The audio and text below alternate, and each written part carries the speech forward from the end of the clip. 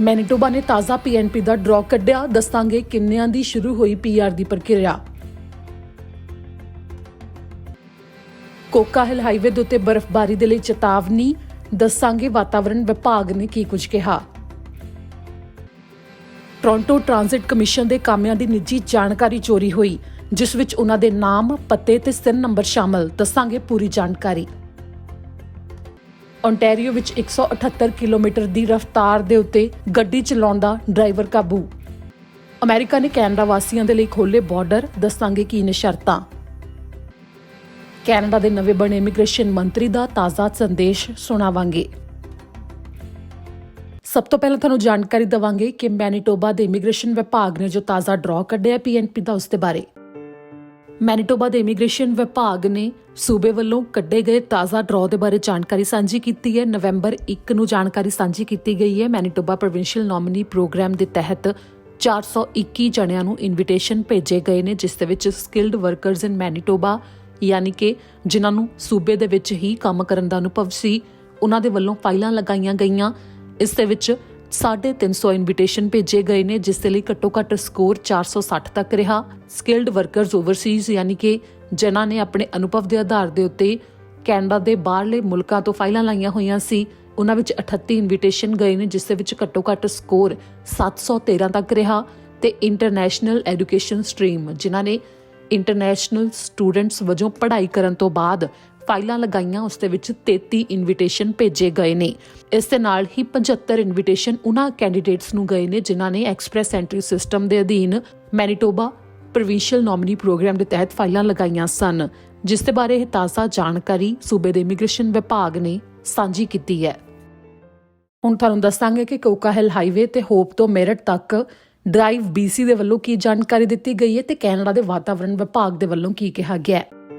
British Columbia ਦੇ ਵਿੱਚ ਕੋਕਾ ਹਿਲ highway ਪੂਰੀ ਤਰ੍ਹਾਂ ਬਰਫ਼ ਦੇ ਨਾਲ ਢੱਕਿਆ ਹੋਇਆ ਇਸ ਸਮੇਂ, ਤੇ ਇਸ ਦੇ ਨਾਲ ਹੀ ਵਾਤਾਵਰਣ ਵਿਭਾਗ ਨੇ ਚੇਤਾਵਨੀ ਦਿੱਤੀ ਹੈ ਕਿ ਅਗਲੇ 36 ਘੰਟੇ ਦੇ ਵਿੱਚ ਕੋਕਾ ਹਿਲ ਦੇ ਉੱਤੇ 25 ਸੈਂਟੀਮੀਟਰ ਤੱਕ ਬਰਫ਼ਬਾਰੀ ਹੋ ਸਕਦੀ ਹੈ। ਲਗਾਤਾਰ ਉੱਥੇ ਬਰਫ਼ ਪੈ ਰਹੀ ਹੈ। ਹੋਪ ਤੋਂ ਮੇਰਠ ਤੱਕ ਹੋਰ ਜ਼ਿਆਦਾ ਬਰਫ਼ ਪੈ ਸਕਦੀ ਹੈ। ਜੋ ਇਹ ਜਾਣਕਾਰੀ ਦਿੱਤੀ ਗਈ ਹੈ ਉਸ ਦੇ ਵਿੱਚ ਕਿਹਾ ਗਿਆ ਹੈ ਕਿ ਅੱਜ 5 ਸੈਂਟੀਮੀਟਰ ਤੇ ਨਾਲ ਹੀ ਅੱਜ ਰਾਤ ਨੂੰ 5 ਹੋਰ ਸੈਂਟੀਮੀਟਰ ਤੇ ਕੱਲ ਤੱਕ 10 ਤੋਂ 15 ਸੈਂਟੀਮੀਟਰ ਤੱਕ ਬਰਫ਼ਬਾਰੀ ਹੋਪ ਤੋਂ ਮੇਰਠ ਦੇ ਦਰਮਿਆਨ ਹੋ ਸਕਦੀ ਹੈ।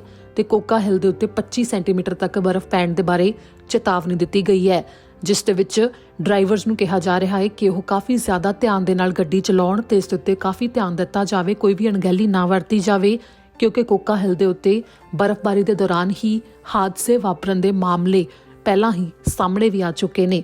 drive.bc.ca ਦੇ ਉੱਤੇ ਪੂਰੀ ਜਾਣਕਾਰੀ ਦੱਸੀ ਜਾਂਦੀ ਹੈ ਕਿ ਇਸ ਸਮੇਂ ਕਿਹੋ ਜਿਹੇ ਹਾਲਾਤ ਨੇ ਕਿ ਜਦੋਂ ਡਰਾਈਵਰਸ ਉਸ ਥਾਂ ਦੇ ਵਾਸਤੇ ਜਾ ਵੀ ਰਹੇ ਹੋਣ ਤਾਂ ਉਹ ਡਰਾਈਵ BC ਦੇ ਉੱਤੇ ਜਾ ਕੇ ਪੂਰੀ ਜਾਣਕਾਰੀ ਲੈ ਸਕਦੇ ਨੇ ਕਿ ਸੜਕ ਦੇ ਉੱਤੇ ਕਿਵੇਂ ਦੇ ਹਾਲਾਤ ਬਣੇ ਹੋਏ ਨੇ, ਕਿ ਜੇਕਰ ਕੁਝ ਸਮੇਂ ਦੇ ਲਈ ਸੜਕ ਨੂੰ ਬੰਦ ਵੀ ਕੀਤਾ ਜਾਂਦਾ ਤਾਂ ਉੱਥੇ ਪੂਰੀ ਜਾਣਕਾਰੀ ਮੌਜੂਦ ਹੁੰਦੀ ਹੈ ਜੋ ਕਿ ਦੇਖੀ ਜਾ ਸਕਦੀ ਹੈ। ਇਸ ਸਾਲ ਅਕਤੂਬਰ 1 ਤੋਂ ਹੀ ਬਰਫ਼ਬਾਰੀ ਕੋਕਾ ਹਿਲ ਦੇ ਉੱਤੇ ਸ਼ੁਰੂ ਹੋ ਗਈ ਸੀ, ਜਿੱਥੇ ਕਿ ਇਸ ਸਮੇਂ ਐਤਵਾਰ ਦੀ ਰਾਤ ਨੂੰ ਵੀ ਇੱਕ ਚੇਤਾਵਨੀ ਜਾਰੀ ਕੀਤੀ ਗਈ ਤੇ ਹੁਣ ਵੀ ਇਹ ਚੇਤਾਵਨੀ ਲਾਗੂ ਹੈ। ਅਗਲੇ 36 ਘੰਟੇ ਤੱਕ ਲਗਾਤਾਰ ਬਰਫ਼ਬਾਰੀ ਹੋਵੇਗੀ, ਇਸ ਦੇ ਬਾਰੇ ਜਾਣਕਾਰੀ ਦਿੱਤੀ ਗਈ ਹੈ।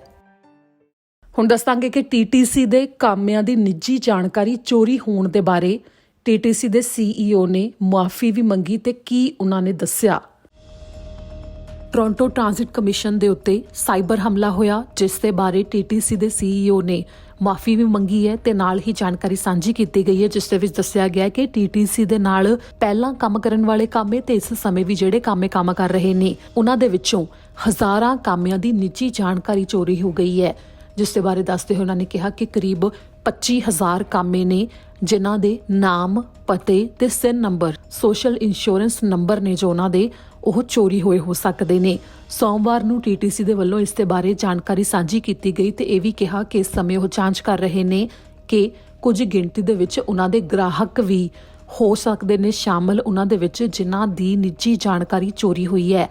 ਫਿਲਹਾਲ ਕੰਪਨੀ ਨੇ ਵੀ ਕਿਹਾ ਕਿ ਜਿਵੇਂ ਜਾਂਚ ਚੱਲ ਰਹੀ ਹੈ ਤਾਂ ਹਜੇ ਤੱਕ ਕੋਈ ਅਜਿਹਾ ਸਬੂਤ ਤਾਂ ਸਾਹਮਣੇ ਨਹੀਂ ਆਇਆ ਕਿ ਜਿਹੜੀ ਨਿੱਜੀ ਜਾਣਕਾਰੀ ਚੋਰੀ ਕੀਤੀ ਗਈ ਹੈ ਉਸ ਦੇ ਆਧਾਰ ਦੇ ਉੱਤੇ ਕਿਸੇ ਨੂੰ ਫਰਾਡ ਦਾ ਸ਼ਿਕਾਰ ਬਣਾਇਆ ਗਿਆ ਹੋਵੇ ਜਾਂ ਫਿਰ ਉਸ ਜਾਣਕਾਰੀ ਦੀ ਦੁਰਵਰਤੋਂ ਕੀਤੀ ਗਈ ਹੋਵੇ। ਪਰ ਇਸ ਦੇ ਬਾਰੇ ਕੰਪਨੀ ਨੂੰ ਅਕਤੂਬਰ 29 ਨੂੰ ਪਤਾ ਲੱਗ ਗਿਆ ਸੀ। ਇਸ ਦੇ ਬਾਰੇ ਜੇਕਰ ਕੋਈ ਹੋਰ ਜਾਣਕਾਰੀ ਸਾਹਮਣੇ ਆਵੇਗੀ ਤਾਂ ਤੁਹਾਨੂੰ ਦੱਸਾਂਗੇ, ਪਰ ਫਿਲਹਾਲ ਕਾਮਿਆਂ ਨੂੰ ਹੀ TTC ਦੇ ਵੱਲੋਂ ਸਾਵਧਾਨ ਰਹਿਣ ਦੇ ਵਾਸਤੇ ਵੀ ਕਿਹਾ ਗਿਆ। ਅਗਲੀ ਜਾਣਕਾਰੀ ਹੈ ਕਿ ਓਨਟਾਰੀਓ ਦੇ ਵੌਨ ਵਿੱਚ ਇੱਕ ਡਰਾਈਵਰ ਨੂੰ ਕਾਬੂ ਕੀਤਾ ਗਿਆ ਜੋ ਕਿ 178 ਕਿਲੋਮੀਟਰ ਪ੍ਰਤੀ ਘੰਟੇ ਦੀ ਰਫ਼ਤਾਰ ਦੇ ਨਾਲ ਉਸ ਥਾਂ ਦੇ ਉੱਤੇ ਗੱਡੀ ਚਲਾ ਰਿਹਾ ਸੀ ਜਿੱਥੇ ਰਫ਼ਤਾਰ ਦੀ ਸੀਮਾ 50 ਕਿਲੋਮੀਟਰ ਪ੍ਰਤੀ ਘੰਟੇ ਦੀ ਸੀ। ਓਨਟਾਰੀਓ ਦੇ ਵੌਨ ਵਿੱਚ ਇੱਕ ਡਰਾਈਵਰ ਨੂੰ ਪੁਲਿਸ ਨੇ ਕਾਬੂ ਕੀਤਾ ਜੋ ਕਿ 178 ਕਿਲੋਮੀਟਰ ਪ੍ਰਤੀ ਘੰਟੇ ਦੀ ਰਫ਼ਤਾਰ ਦੇ ਉੱਤੇ ਜਾ ਰਿਹਾ ਸੀ, ਜਦ ਕਿ ਜਿੱਥੇ ਉਹ ਜਾ ਰਿਹਾ ਸੀ ਉੱਥੇ ਸੀਮਤ ਰਫ਼ਤਾਰ 50 ਕਿਲੋਮੀਟਰ ਪ੍ਰਤੀ ਘੰਟੇ ਦੇ ਹਿਸਾਬ ਦੇ ਨਾਲ ਹੈ। ਐਤਵਾਰ ਦੀ ਦੁਪਹਿਰ ਨੂੰ 12:45 ਦਾ ਸਮਾਂ ਸੀ ਜਦੋਂ 44 ਸਾਲਾ ਡਰਾਈਵਰ ਨੂੰ ਇੰਨੀ ਤੇਜ਼ ਗੱਡੀ ਚਲਾਉਂਦੇ ਹੋਏ ਪੁਲਿਸ ਨੇ ਦੇਖਿਆ।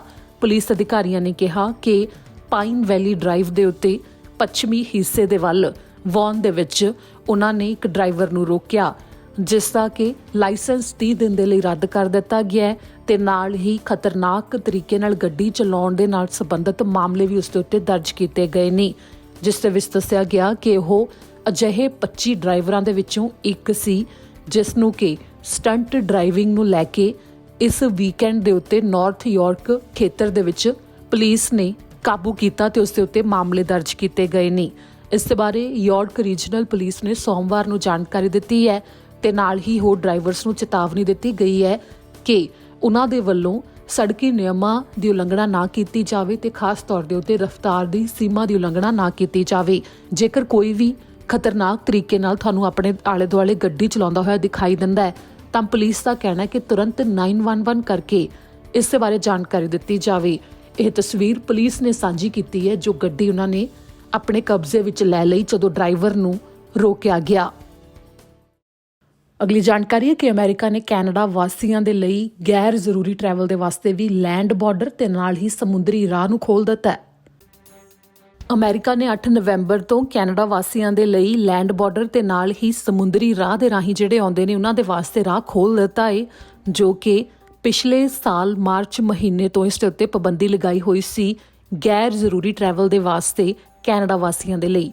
ਜਿਵੇਂ ਕਿ ਕੈਨੇਡਾ ਨੇ 9 ਅਗਸਤ ਤੋਂ ਹੀ ਇਸ ਦੀ ਸ਼ੁਰੂਆਤ ਕੀਤੀ ਸੀ ਕਿ ਜਿੰਨੇ ਵੀ ਟੀਕੇ ਲੱਗੇ ਹੋਏ ਨੇ ਕੋਵਿਡ-19 ਦੇ ਉਹ ਅਮਰੀਕਾ ਵਾਸੀ ਨੇ ਉਹ ਕੈਨੇਡਾ ਦੇ ਵਿੱਚ ਆ ਸਕਦੇ ਨੇ, ਪਰ ਇਸ ਦੇ ਉੱਤੇ ਫੈਸਲਾ ਅਮਰੀਕਾ ਨੇ ਹੁਣ ਲਾਗੂ ਕੀਤਾ ਹੈ ਕਿ ਕੈਨੇਡਾ ਵਾਸੀ ਜਿਨ੍ਹਾਂ ਨੇ ਕੋਵਿਡ-19 ਦੇ ਟੀਕੇ ਲਗਵਾਏ ਹੋਏ ਨੇ ਉਹ ਅਮਰੀਕਾ ਵਿੱਚ ਹੁਣ ਦਾਖਲ ਹੋ ਸਕਦੇ ਨੇ ਗੈਰ ਜ਼ਰੂਰੀ ਟਰੈਵਲ ਦੇ ਵਾਸਤੇ ਵੀ, ਜੋ ਕਿ ਸੋਮਵਾਰ 8 ਨਵੰਬਰ ਤੋਂ ਹੀ ਲਾਗੂ ਹੋਇਆ, ਜਿਸ ਦੇ ਬਾਰੇ ਅਮਰੀਕਾ ਤੋਂ ਹੋਮਲੈਂਡ ਸਿਕਿਉਰਿਟੀ ਦੇ ਵੱਲੋਂ ਵੀ ਜਾਣਕਾਰੀ ਦਿੱਤੀ ਗਈ, ਜਿਸ ਦੇ ਵਿੱਚ ਉਹਨਾਂ ਨੇ ਕਿਹਾ ਕਿ ਮੁੱਖ ਤੌਰ ਦੇ ਉੱਤੇ ਵੈਕਸੀਨ ਪਾਸਪੋਰਟ ਯਾਨੀ ਕਿ ਟੀਕੇ ਲੱਗੇ ਹੋਣ ਦਾ ਸਬੂਤ ਹੀ ਦੇਖਿਆ ਜਾਵੇਗਾ ਲੈਂਡ ਬਾਰਡਰ ਦੇ ਰਾਹੀਂ ਜਾਂ ਫਿਰ ਸਮੁੰਦਰੀ ਰਾਹ ਦੇ ਰਾਹੀਂ ਜਿਹੜੇ ਵੀ ਕੈਨੇਡਾ ਵਾਸੀ ਅਮਰੀਕਾ ਦੇ ਵਿੱਚ ਦਾਖਲ ਹੋਣਗੇ।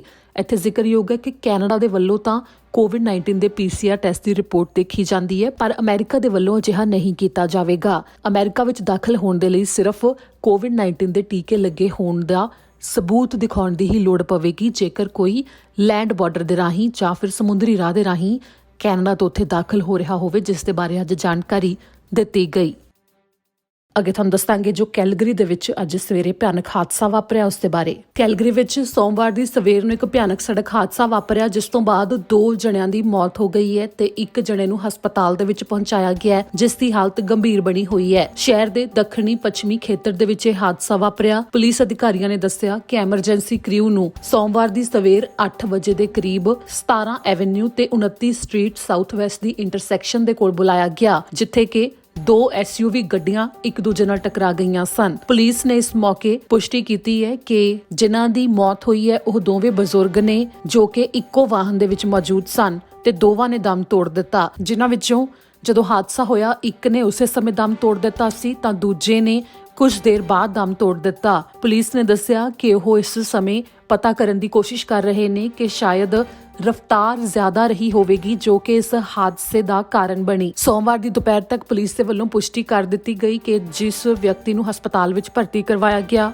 ਉਸ ਦੀ ਹਾਲਤ ਹੁਣ ਖਤਰੇ ਤੋਂ ਬਾਹਰ ਹੈ। ਇਸ ਹਾਦਸੇ ਨੂੰ ਜੇਕਰ ਕਿਸੇ ਨੇ ਵਾਪਰਦਾ ਵੇਖਿਆ ਹੋਵੇ ਜਾਂ ਫਿਰ ਕਿਸੇ ਕੋਲ ਇਸ ਦੀ ਵੀਡੀਓ ਹੋਵੇ ਤਾਂ ਪੁਲਿਸ ਦੇ ਨਾਲ 403 266 1234 ਤੇ ਸੰਪਰਕ ਕਰਕੇ ਜਾਣਕਾਰੀ ਦਿੱਤੀ ਜਾ ਸਕਦੀ ਹੈ। ਹੁਣ ਜਾਣਕਾਰੀ ਕੈਨੇਡਾ ਦੇ ਇਮੀਗ੍ਰੇਸ਼ਨ ਮੰਤਰੀ ਨੇ ਅੱਜ ਕਿਹੜੀ ਗੱਲ ਦੇ ਉੱਤੇ ਬਿਆਨ ਜਾਰੀ ਕੀਤਾ ਤੇ ਇਹ ਹਫ਼ਤਾ ਕੈਨੇਡਾ ਵਿੱਚ ਕਿਸ ਨੂੰ ਸਮਰਪਿਤ ਮਨਾਇਆ ਜਾ ਰਿਹਾ ਹੈ। ਕੈਨੇਡਾ ਦੇ ਇਮੀਗ੍ਰੇਸ਼ਨ ਮੰਤਰੀ ਸ਼ੌਨ ਫਰੇਜ਼ਰ ਨੇ ਨੈਸ਼ਨਲ ਫ੍ਰੈਂਕੋਫੋਨ ਇਮੀਗ੍ਰੇਸ਼ਨ ਵੀਕ ਦੇ ਲਈ ਸੰਦੇਸ਼ ਜਾਰੀ ਕੀਤਾ। ਦਰਅਸਲ ਕੈਨੇਡਾ ਵਿੱਚ ਇਸ ਹਫ਼ਤੇ ਨੂੰ ਕੌਮੀ ਪੱਧਰ ਦੇ ਉੱਤੇ ਫ੍ਰੈਂਕੋਫੋਨ ਇਮੀਗ੍ਰੇਸ਼ਨ ਵੀਕ ਦੇ ਵਜੋਂ ਮਨਾਇਆ ਜਾ ਰਿਹਾ ਹੈ, ਯਾਨੀ ਕਿ ਉਹ ਹਫ਼ਤਾ ਜੋ ਕਿ ਉਹਨਾਂ ਨੂੰ ਸਮਰਪਿਤ ਹੈ ਜਿਹੜੇ ਪ੍ਰਵਾਸੀ ਕੈਨੇਡਾ ਦੇ ਵਿੱਚ ਆਉਂਦੇ ਨੇ ਤੇ ਉਹ ਫ੍ਰੈਂਚ ਵੀ ਬੋਲਦੇ ਨੇ, ਜਿਸ ਦੇ ਵਿੱਚ ਫ੍ਰੈਂਚ ਦੇ ਆਧਾਰ ਦੇ ਉੱਤੇ ਵੀ ਕਈ ਕੈਨੇਡਾ ਦੇ ਵਿੱਚ ਆਉਂਦੇ ਨੇ ਤੇ ਇੱਥੇ ਆ ਕੇ ਉਹ ਰਹਿੰਦੇ ਨੇ। ਫ੍ਰੈਂਚ ਕੈਨੇਡਾ ਦੀ ਦੂਜੀ ਅਫੀਸ਼ੀਅਲ ਭਾਸ਼ਾ ਹੈ। ਕੈਨੇਡਾ ਦੇ ਵੱਲੋਂ ਉਹਨਾਂ ਦਾ ਸਵਾਗਤ ਕੀਤਾ ਜਾਂਦਾ ਹੈ ਜਿਹੜੇ ਕਿ ਫ੍ਰੈਂਚ ਵੀ ਬੋਲਦੇ ਨੇ, ਜਿਸ ਦੇ ਵਿੱਚ ਉਦਾਹਰਨ ਇਸੇ ਤੋਂ ਸਾਹਮਣੇ ਆਉਂਦੀ ਹੈ ਕਿ ਜੋ 90,000 ਜਣਿਆਂ ਨੂੰ ਪੱਕੇ ਕਰਨ ਦਾ ਪ੍ਰੋਗਰਾਮ ਵੀ ਸ਼ੁਰੂ ਕੀਤਾ ਗਿਆ ਸੀ, ਉਸ ਦੇ ਵਿੱਚ ਜਿਹੜੀ ਤਾਂ ਜਨਰਲ ਸਟਰੀਮ ਸੀ ਉਹ ਵੱਖੋ ਵੱਖਰੇ ਪੱਧਰ ਦੇ ਉੱਤੇ, ਜਿਵੇਂ ਕਿ ਇੰਟਰਨੈਸ਼ਨਲ ਸਟੂਡੈਂਟਸ ਦੇ ਲਈ, ਸਿਹਤ ਕਾਮਿਆਂ ਦੇ ਲਈ ਜਾਂ ਜ਼ਰੂਰੀ ਕਾਮਿਆਂ ਦੇ ਲਈ, ਤਾਂ ਨਾਲ ਹੀ ਫ੍ਰੈਂਚ ਬੋਲਣ ਵਾਲਿਆਂ ਦੀ ਜਿਹੜੀ ਸਟਰੀਮ ਸੀ ਉਸ ਦੇ ਵਿੱਚ ਚਾਹੇ ਉਹ ਸਿਹਤ ਕਾਮੇ ਸਨ ਜਾਂ ਜ਼ਰੂਰੀ ਕਾਮੇ ਜਾਂ ਇੰਟਰਨੈਸ਼ਨਲ ਸਟੂਡੈਂਟ, ਉਸ ਦੇ ਵਿੱਚ ਕੋਈ ਵੀ ਸੀਮਤ ਸੀਮਾ ਨਹੀਂ ਸੀ ਰੱਖੀ ਗਈ। ਉਸ ਦੇ ਵਿੱਚ ਕਿਹਾ ਗਿਆ ਸੀ ਕਿ ਕਿੰਨੀ ਵੀ ਗਿਣਤੀ ਦੇ ਵਿੱਚ ਉਹ ਵਿਅਕਤੀ ਜਿਹੜੇ ਕਿ ਫ੍ਰੈਂਚ ਵੀ ਬੋਲ ਸਕਦੇ ਨੇ ਤੇ ਫ੍ਰੈਂਚ ਦਾ ਇੱਕ ਟੈਸਟ ਹੁੰਦਾ ਹੈ, ਕੁਝ ਉਸੇ ਤਰ੍ਹਾਂ ਜਿਵੇਂ ਇੰਗਲਿਸ਼ ਦਾ ਆਇਲਸ ਦਾ ਟੈਸਟ ਹੁੰਦਾ ਹੈ ਜਾਂ ਸੈਲਪਿਪ ਜਾਂ ਹੋਰ ਟੈਸਟ ਹੁੰਦੇ ਨੇ, ਤਾਂ ਕੁਝ ਇਸੇ ਤਰ੍ਹਾਂ ਫ੍ਰੈਂਚ ਦਾ ਵੀ ਟੈਸਟ ਹੁੰਦਾ ਹੈ। ਜਿਨ੍ਹਾਂ ਨੇ ਉਸ ਟੈਸਟ ਨੂੰ ਪਾਸ ਕੀਤਾ ਹੋਵੇ ਉਹ ਵੀ ਕੈਨੇਡਾ ਵਿੱਚ ਆਉਣ ਦੇ ਲਈ ਜਿਹੜੇ ਪੁਆਇੰਟ ਐਕਸਪ੍ਰੈਸ ਐਂਟਰੀ ਦੇ ਵਾਸਤੇ ਵੀ ਦਿੱਤੇ ਜਾਂਦੇ ਨੇ, ਉਸ ਦੇ ਵਿੱਚ ਉਸ ਦੀ ਗਿਣਤੀ ਕੀਤੀ ਜਾਂਦੀ ਹੈ ਤੇ ਕਾਫੀ ਨੰਬਰ ਉਹਨਾਂ ਨੂੰ ਮਿਲ ਜਾਂਦੇ ਨੇ ਜਿਹੜੇ ਕਿ ਫ੍ਰੈਂਚ ਵੀ ਬੋਲਦੇ ਨੇ। ਤੇ ਇਸੇ ਨੂੰ ਕੈਨੇਡਾ ਦੀ ਇਮੀਗ੍ਰੇਸ਼ਨ ਦੇ ਵਿੱਚ ਕੀ ਮਹੱਤਤਾ ਹੈ ਤੇ ਨਾਲ ਹੀ ਕਿੰਨਾ ਕੁ ਜ਼ਰੂਰੀ ਹੈ ਤੇ ਉਹਨਾਂ ਦਾ ਜੋ ਸਵਾਗਤ ਕੀਤਾ ਜਾਂਦਾ ਹੈ, ਇਸ ਦੇ ਬਾਰੇ ਕੈਨੇਡਾ ਦੇ ਇਮੀਗ੍ਰੇਸ਼ਨ ਮੰਤਰੀ ਸ਼ੌਨ ਫਰੇਜ਼ਰ ਨੇ ਬਿਆਨ ਜਾਰੀ ਕੀਤਾ। Hi, I'm Sean Fraser, Canada's new Minister of Immigration, Refugees and Citizenship. French-speaking and bilingual newcomers promote our official languages and contribute to the vitality of our communities right across Canada. For National Francophone Immigration Week, we recognize the contribution of these newcomers, focus our actions to support their immigration and settlement, and take stock of the importance of Francophone communities outside of Quebec as well. Francophone immigration contributes to our economy and it enriches our society. Happy National Francophone Immigration Week, everyone.